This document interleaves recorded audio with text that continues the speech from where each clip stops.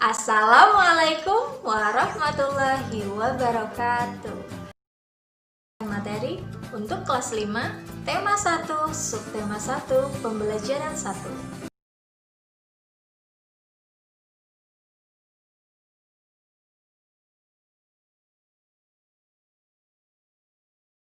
Tujuan pembelajaran yang harus kalian capai hari ini.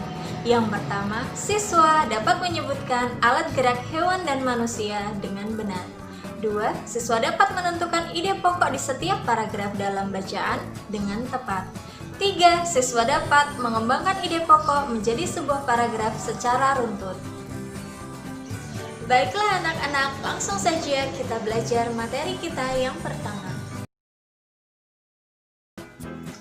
Anak-anak, salah satu ciri dari makhluk hidup adalah bergerak.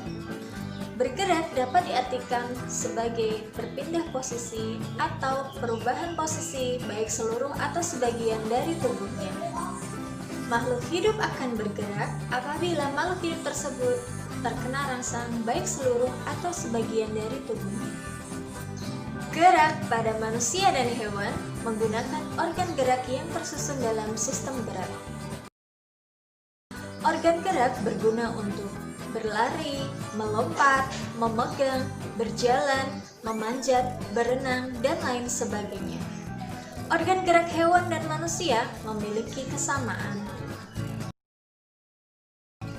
Alat-alat gerak yang digunakan manusia dan hewan ada dua macam, yaitu yang pertama alat gerak pasif berupa tulang dan alat gerak aktif berupa otot.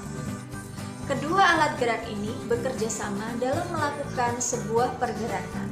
Kerjasama antara kedua alat gerak ini membentuk suatu sistem yang disebut sistem gerak.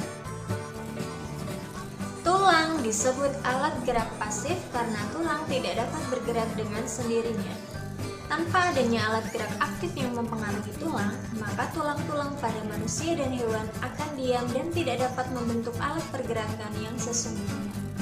Walaupun merupakan alat gerak pasif, akan tetapi tulang mempunyai peranan yang besar dalam sistem gerak manusia dan hewan.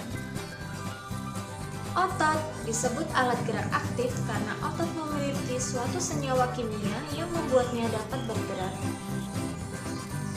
Pada saat otot yang menempel pada tulang bergerak, otot tersebut akan membuat tulang tersebut ikut bergerak. Baiklah anak-anak, setelah kalian mempelajari tentang materi organ gerak manusia dan hewan, selanjutnya kalian akan mempelajari materi tentang ide pokok dan kalimat pengembang. Apa yang kalian ketahui tentang ide pokok dan kalimat pengembang? Ide pokok merupakan gagasan yang menjadi dasar sebuah paragraf. Ide pokok biasanya disajikan dalam kalimat utama. Kalimat utama yang memuat ide pokok bisa terdapat di awal paragraf, di tengah paragraf, atau di akhir paragraf. Sedangkan yang kedua, yaitu kalimat pengembang. Kalimat pengembang adalah rincian informasi yang mendukung dari ide pokok dalam sebuah paragraf. Kemudian, setelah kalian mempelajari tentang ide pokok dan kalimat pengembang, tugas kalian adalah